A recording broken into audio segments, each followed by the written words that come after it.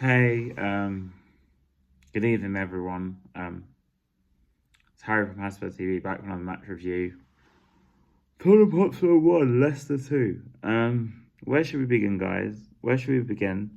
I say I'm a lot, but I would say I'm surprised, but I did kind of predict we would lose 2-1. But I should be surprised because on paper, shouldn't Tottenham be beating Leicester? I mean, look at Leicester, man. There was 7 games in a row, and we're playing them at home, and we lost 2-1, and we conceded 2 goals in 5 minutes. Anyway, let's just talk about the lineup very quickly. So Kinski, Gray at left back, diabolical decision. Pro right back, because obviously Spencer's injured as well. And then we had Gray and Davies, and bloody Jagustin at centre back. And then we had a midfield of Sarr, Bergval, and Bentancur. Yes, apparently we have generational youngsters, but yeah, let's not talk about it in a minute. But Sonny on the left, Richarlison up front, and Kulusevski on the right. Let's first talk about the starting lineup. What was the point of Kulusevski on the right? Some have been saying for flipping ages. They just nullified him. I was going to say Everton. That was last week. Leicester nullified him. He did practically nothing. And I don't see what the point of playing him on the right, where you could have easily played him in the middle.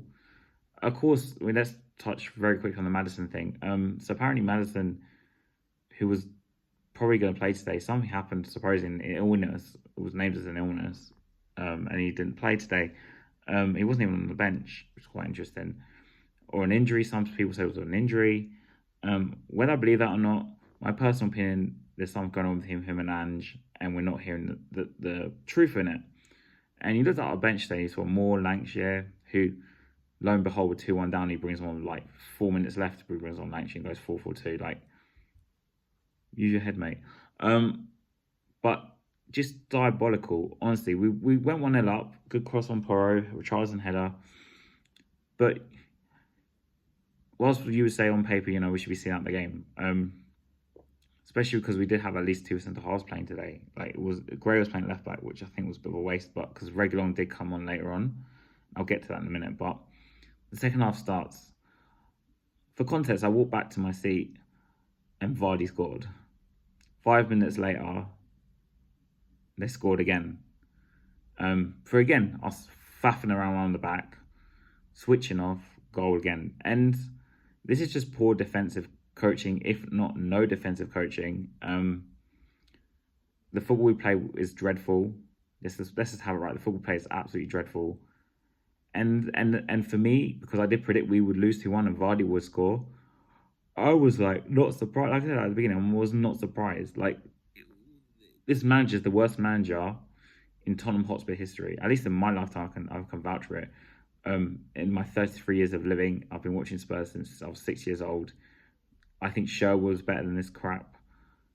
AVB was better than this crap. Santini, even in his short tenure, was better than this rubbish. Ramos was better.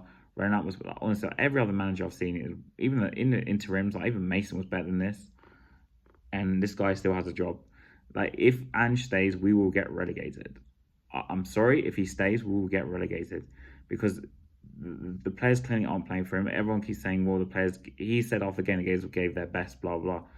The tactics are diabolical. If anything, we don't have any tactics.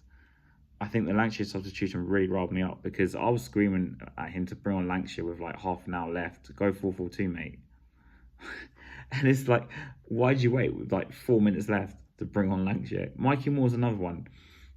He's probably our best option on the left. You easily could have put Moore on the left, Son on the right, or even the other way around in the starting lineup, right? And put Richarlison in the middle and put Kulusevski in midfield. Because Bergval, people hate me saying this, but he was poor, man. So poor. And our fans want to hype up these youngsters. And I feel sorry for Bergval because he shouldn't have this sort of expectation on him. He's like, what, 18, 19, whatever, 20. And it's his first season in the league. But the situation we're in, these kind of players, you don't play. Like, you really don't. Gray, to be fair to him, he does the effort, but I still don't see anything special with him either really. And ironically, when he made a few changes, some of the people were calling for him to play Gray in midfield. He did put Gray in midfield, But did that make much of a difference? No, if I'm being honest. If anything, I think they gave Leicester more control. And Mr. Ruud van Nistelrooy, let's make this point before I end this video, because I'm honestly like this game, like, even though I thought we'd lose 2-1, I'm still like furious, but it's not worth my energy. So let's just go on to it. Ruud van Nistelrooy, I think, had 4 to 5 games at United, right? And then he got this job at Leicester, which was a surprise to me, surprise to probably most people. But obviously they had Steve Cooper in charge before, right? And also people have been saying the manager change don't make a difference, right? Even for teams fighting relegation. Now, Leicester did not have a good start on Van Nistelrooy. It's been 6 games, I think 6, 7 games, and they haven't won. So he's probably had, in terms of professional management level of like experience, let's say around 10 or so games, maybe slightly more anyway. He comes into this game, and a manager we have who's had 20 years of experience, maybe a bit more than that, got outsmarted by someone who's had 10 games in management. 10 games. It's like me. I'll get my coaching badges, right?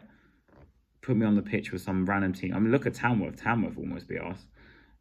And I'll go out tactics this man. We're that predictable that someone who has 10 games in professional management, 10 games, has outsmarted him. And this is where we are. And this is why this manager is going to take us down. If Ange stays, we're getting relegated. And that's going to be, this is the title of this video. If Ange stays, we're getting relegated. Ange out. And of course, let's touch on this very quickly. The Levy out chants were brilliant. I joined in as much as I could. Obviously, where I'm saying is not applicable for that, but like, because I'm in the West, but they were great. And obviously, the banner, big up to Jay for that. But like, it's good that they were loud. But at the end of the day, until Ange goes, we're going to get relegated. So he's the short-term problem. Obviously, Levy's the long-term problem. I don't see us signing anyone this January. But maybe the narrative that he'll sack him after the window closes is kind of valid at this point. But he needs to sack him tomorrow. Otherwise, if he leaves until the end of the season, we'll be playing Championship football next season. And I'm being completely blunt here. Like, let's not hide away from this. Like, if Ange stays, we're getting relegated.